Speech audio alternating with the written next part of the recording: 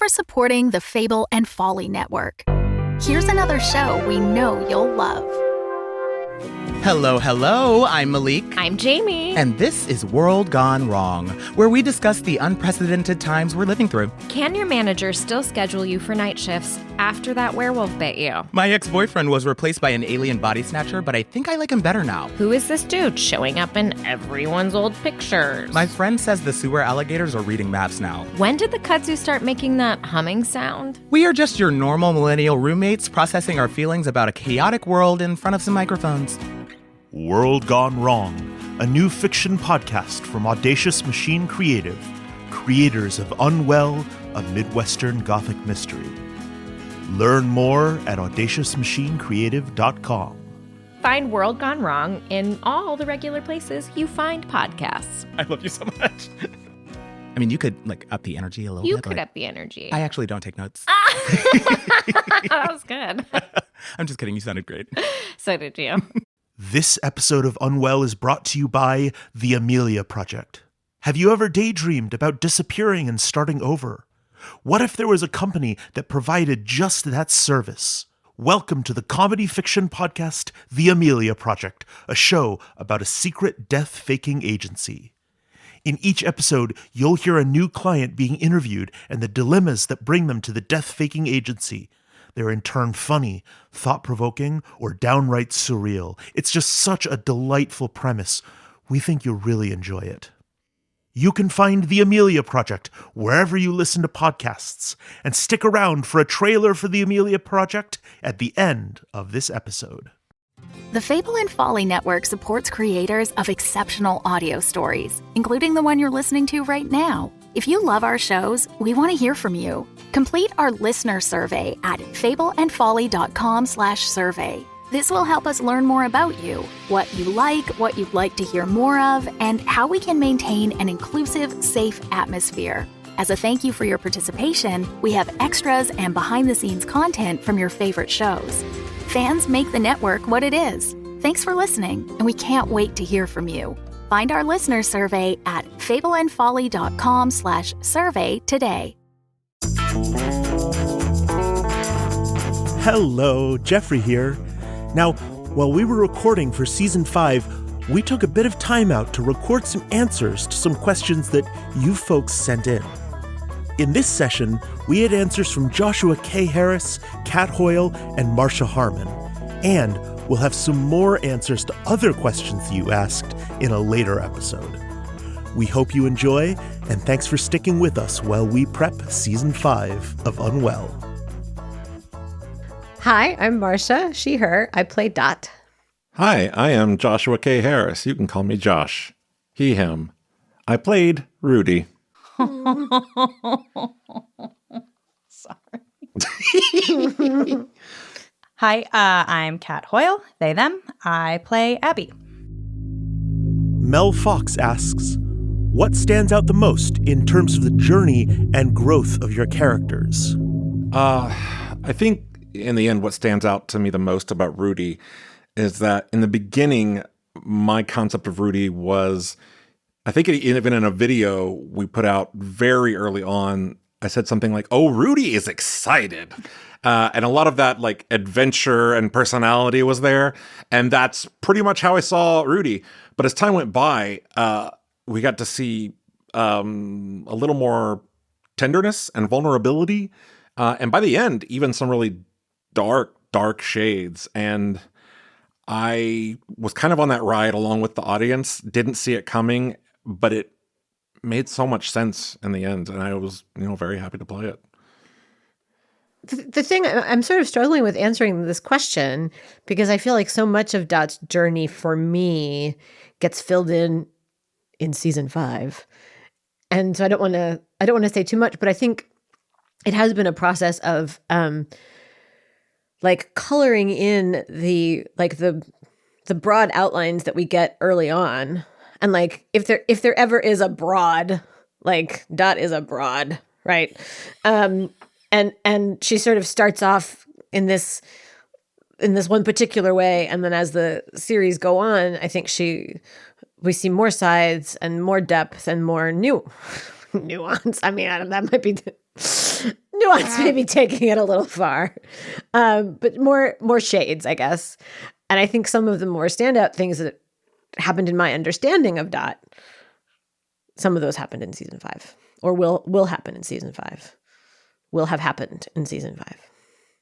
With Abby, the biggest thing for me that I've really enjoyed watching, or I guess uncovering throughout the series, has been their vulnerability and kind of learning more about their like inner life a little bit, because they're such a reserved character, and not like in the sense that they're kind of like stodgy, but like they don't let people in very easily or really at all. And the like moments where we get to see them be a little bit more vulnerable and kind of see what is going on inside their like mental space that maybe they don't want people to witness, like getting little glimpses of that and how that kind of comes together to create them as like a more complex character has been really, really lovely to like go on a journey of discovering. Patty asks, what has been your favorite episode or scene to record? I have an answer for this. Go ahead. Well, the reason I asked if this was coming out before or after season 5 was released is because my favorite episode to record actually was in season 5, but y'all don't get to hear about that, I guess. But my second favorite episode to record was probably when Abby, Nora, and Rudy go up to St. Clair Knob. It's just so lovely. It's really like great moment for the three of them to like be present with each other. And you know, it doesn't help that it's like right before something very sad happens, but it was just really delightful. And it was also just, you know, really delightful to be in the room with folks making that episode happen. Can I actually tack something onto the end of that? Yeah. I actually love that episode too. It wasn't going to be my answer, but it kind of was making good on a promise I felt was made in the first season, where you had a lot of Rudy and Abby together. And I had the sense of, oh, great, there's going to be this arc where Rudy's going to win over Abby, and Abby's going to appreciate Rudy, and Rudy's going to have a better understanding of Abby. And then Rudy fucked off to the Delphic Order. And it became team best friends with Chester instead. And Abby had, you know, their own journey. But then when we got to that episode, it was finally the episode where we got as close as we could ever get with those characters to saying, you're my friend and I love you. Mm-hmm. And I had wanted that from the beginning. So it felt just especially nice. Yeah, like it wasn't quite closure because the thing hadn't happened yet. But did something happen after that? All I remember is a sharp flash of light. No. But yeah, it was it was just really sweet and lovely, and I just really enjoyed that episode recording it. I would just say for me that my favorite episodes to record are the ones where we're all in the room together. Like it's cool when we're not, you know, sometimes it happens that way, or we've got some people and not everybody, or we're doing kind of bits and pieces and we know each other well enough that's fine. I mean, you still hear their voices in your head, but to like actually be in the room is just, it's really fun. Mm-hmm. Agreed. God damn it. What was the episode? I had 2 episodes from season 3 I was going to say something about, and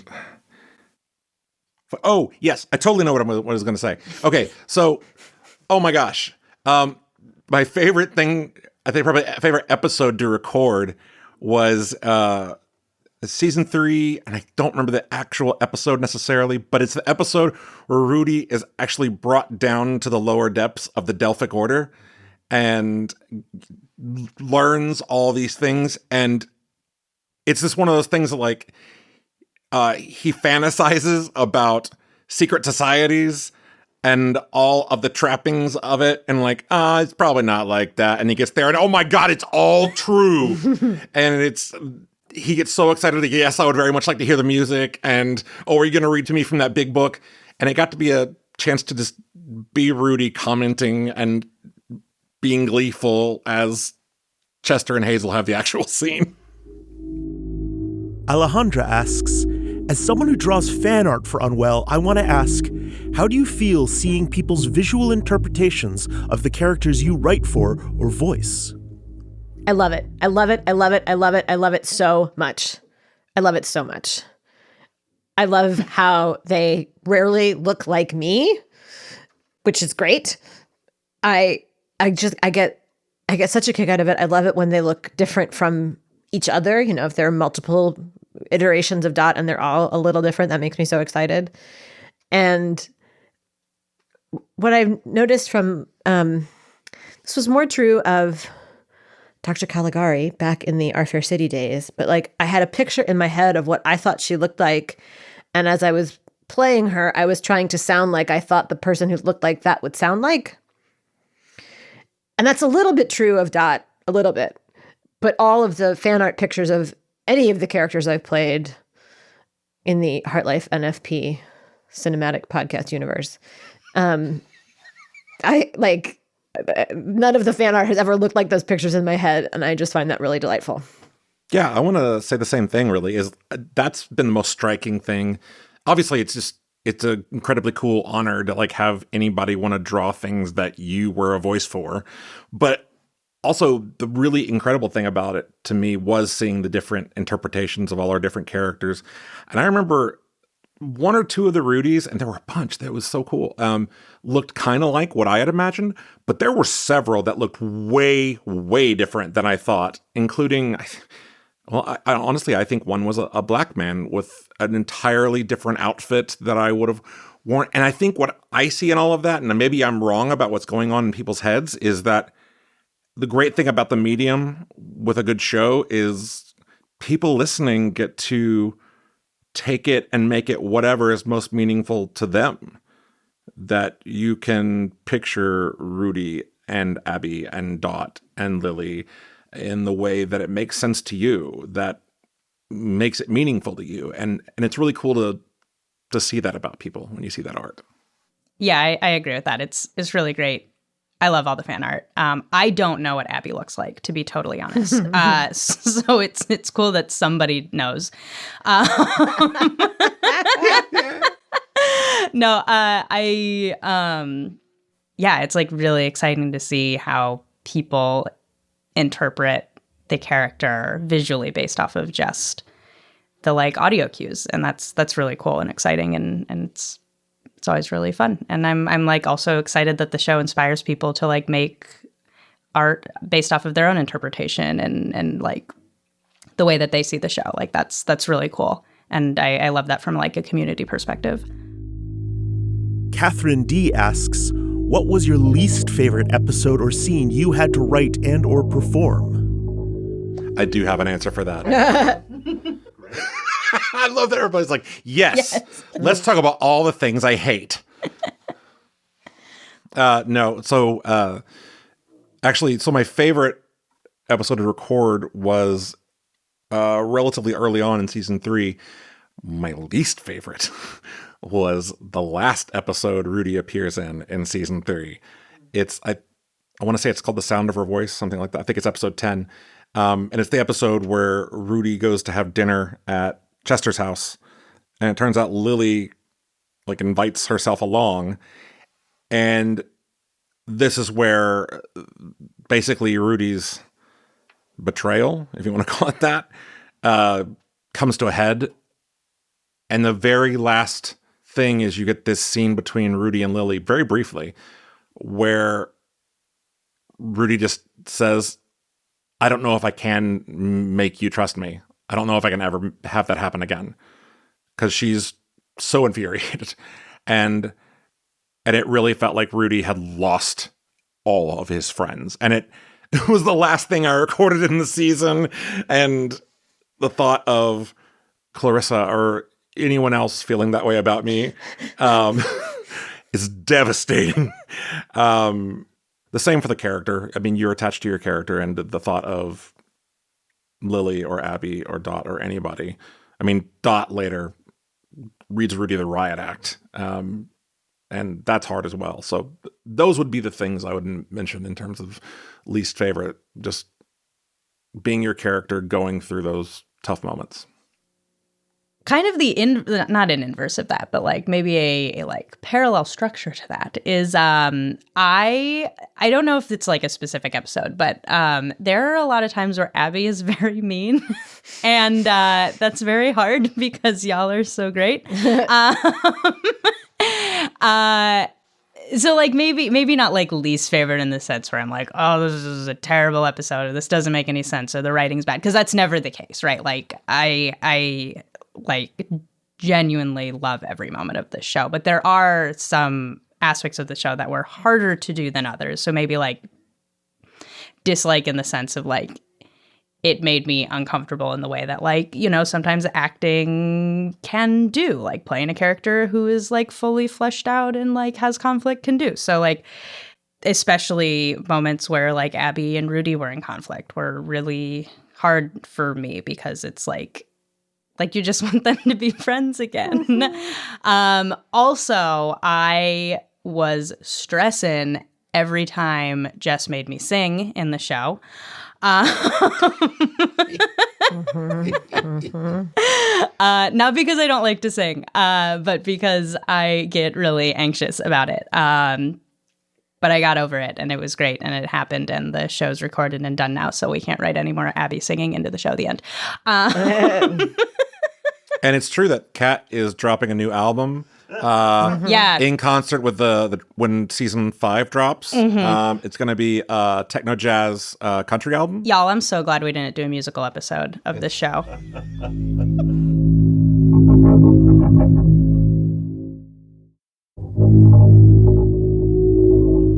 Two AO3 fanfic writers ask, what happens in the Mount Absalom book club?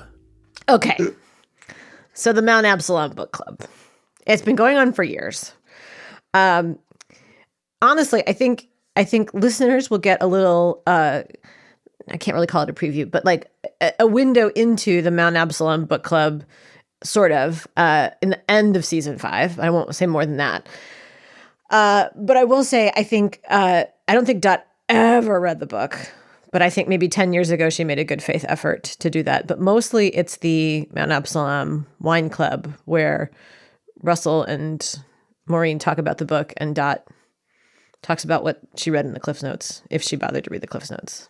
Partly because I think, Dot has other things to do, and then maybe in the last few years, it can be harder to like remember plot points and character names, and so maybe she just kind of stopped reading. But mostly I think the Mount Absalom book club is about wine. I cannot be the first person to have this thought. Mount Absalom Book Club has to be the next Unwell piece of merch, right? That's good. Something with that. I don't know what goes on at the book club, but I do know that Abby has strong opinions on the books that they pick for it. Probably all negative. Oh, yeah. Oh my God, are you really reading Dan Brown? Oh, They man. probably did read the Da Vinci Code, but I don't think they read any. Like, I think they're like a one book per author. Sometimes like a big, like I'm sure they also read Eat, Pray, Love, or said they did. Oh my God. I love this, that the Mount Absalom Book Club is the most basic book club. I mean, I don't know. I'm trying to think who would bring like a more refined or original. Like, I think that's perfect. there's not like a Marisol of No. novels in our world that we know of who's going to like find the perfect book to fit. Unfortunately, it's Hazel. Yeah, it would be Hazel. Oh, no. I she's bet not Hazel invited. likes some nasty And she won't discuss fiction. it with you because the first book she ever read that she enjoyed was Lady Chatterley's Lover. Lady Chatterley's Lover is a weird book. Never heard of that. Oh, It's it was the classic dirty book. Yeah. It's like Victorian era erotica, but it's very explicit. Yeah, and it's like a full on like huntsman, gardener, and There's a new movie adaptation coming out. Krista did an ad for Dipsy. Dipsy Yes. as Hazel. Okay, wait, never mind. I'm totally right. Yeah, you're totally right. You're totally right. We've talked about the special collection before. Yummy Kakyu asks, what's your favorite thing about playing Rudy? Honestly, I think my favorite thing about Rudy was, initially, or even in general, I felt like Rudy and I had a great connection over just the enthusiasm and passion in general, the depth of that passion. The thing I'm envious about with Rudy, though, is Rudy also has an incredible depth of knowledge and motivation. Rudy lived such an adventurous life, making backdoor deals with a mayor to prevent the involvement of La Cosa Nostra and, breaking into a bell tower to chart stars and who knows what else. There's so much about Rudy's life that literally no one knows, even in the world of the show, that I'm sure there are many journals that could be written of Rudy's adventures around the globe. But I really admire Rudy in that way. Rudy is in many ways what I wish I was in a certain way. I've got certain ingredients there, but Rudy is so much more. And I mean, honestly, it's probably the greatest honor of my life as an artist to have played Rudy and to be involved in this show. Yeah. Anyone else want to say what their favorite part of playing Rudy? No. I was just going to say, one of my favorite things about Rudy is that he merited his own question. That like he sparks that kind of joy in somebody who's like, just like, forget what does everybody like about the character they play. I want it about Rudy. Makes me happy. Yamekaku, I paid them off. No. That's why there's a specific Rudy question. I don't think that's true. Thank you, Yamekaku. Shelby asks, have any of the actors improvised lines? If so, what is one of your favorite improvised lines and why? I honestly don't think you ever would have let us get away with improvised lines that actually made it into the show. I think our writers are so good that usually if we don't say what's on the page, we want to go back and say what they wrote. Yeah, I can't think of any improvised lines that I've been witness to. I mean, there's definitely been improvisations between actual takes or that ruin a take. Sure. Release the king cut. Yeah. But that's more blooper material, I guess. Yeah. Didn't Pat improvise some like bureaucratic jargon to go on in the background of something? Oh, the rules and regulations ASMR. That was referenced That was just in in the gag reel. I thought that I for some reason I thought that was he started doing that and then I background interrupted him. Yes. Yeah, that's pretty good. I'll tell this story into the mic, but I mean, you guys have heard about Miles's improvisation? Yeah. Yes. Oh, yes. And his flawless take. Yeah. Okay. So I think I got it. speaking of improvisation and Miles, I want every raw recording of Miles to be released. And isn't there even a specific episode or scene that Miles recorded all of? Oh yeah, he recorded every character. He just wanted to read all the lines. We need those alternate episodes. We need Yes, it. we do. We do. We need the Miles cut. I hate that Miles is clearly the best actor and most charismatic person in this cast. And he's shorter than me. Just got everything. That's all that matters. He's got It's a everything. cat.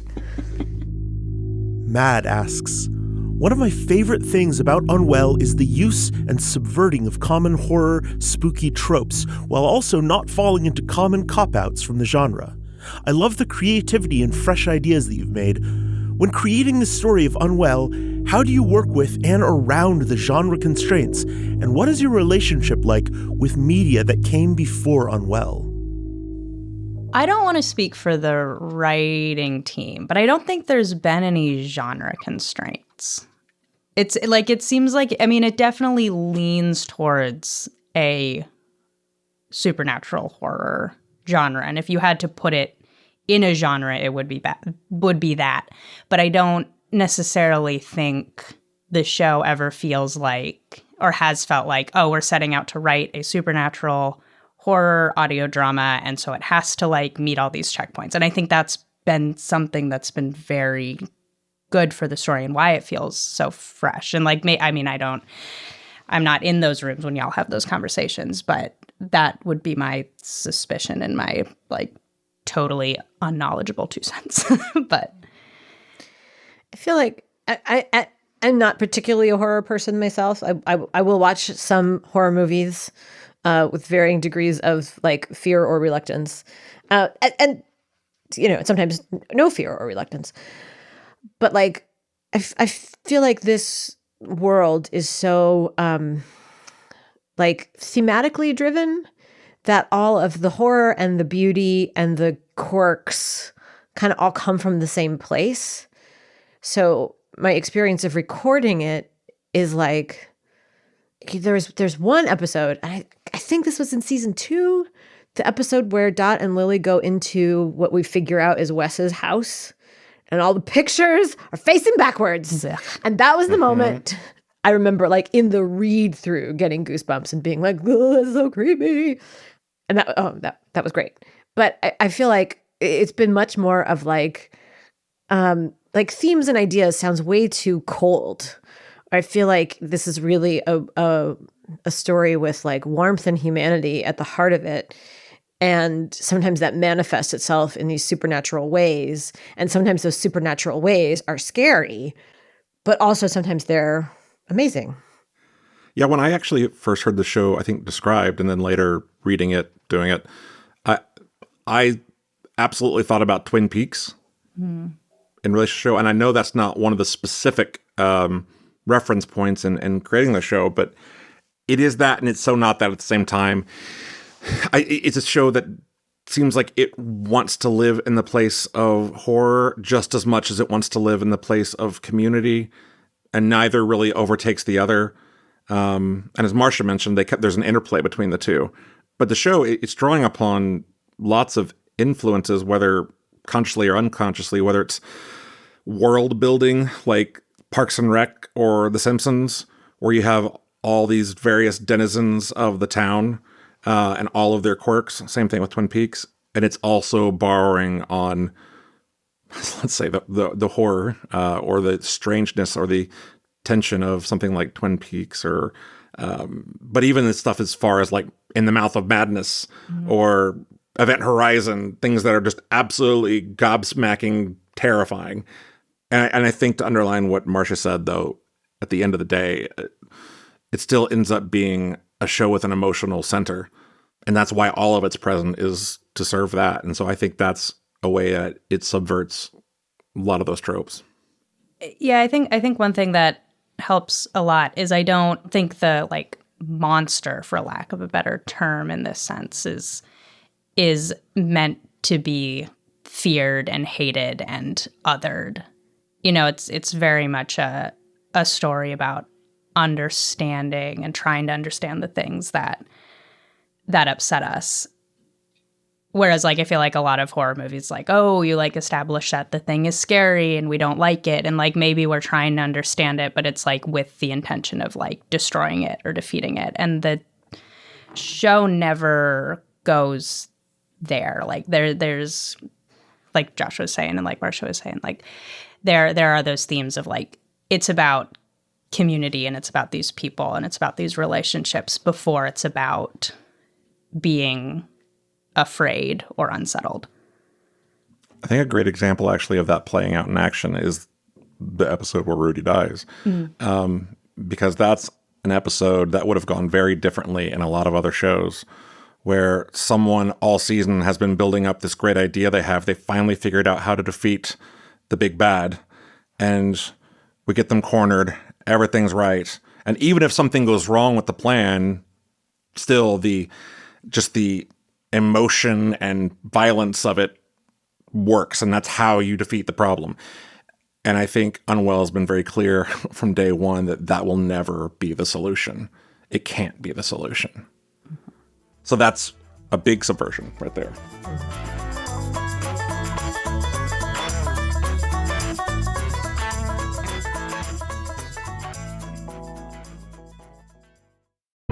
The Fable and Folly Network, where fiction producers flourish.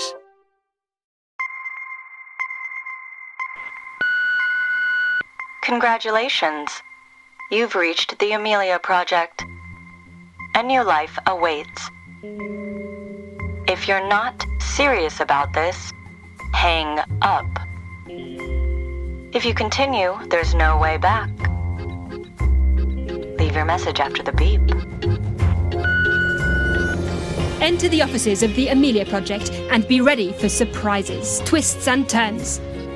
Follow the Amelia team as they help their clients fake their deaths and come back with new identities. Each episode is different. Each client coming to the death-faking agency has a unique story to tell. If death and disappearances, comedy and crime, mystery and magic sounds like your cup of cocoa, The Amelia Project is the podcast for you. Search for The Amelia Project wherever you find your podcasts. And remember, leave your message after the beep.